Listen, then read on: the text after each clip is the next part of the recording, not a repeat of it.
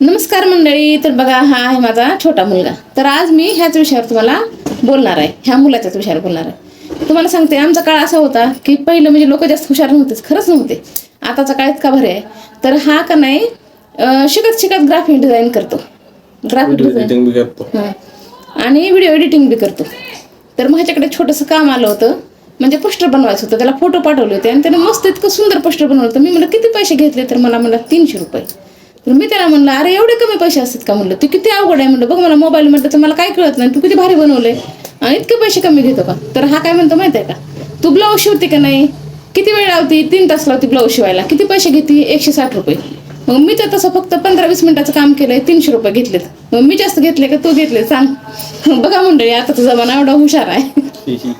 तर मग व्हिडिओ कसा वाटला, आवडला तर लाईक करा, चॅनलला सबस्क्राईब करायला विसरू नका. तर परत भेटू, तोपर्यंत श्री स्वामी समर्थ.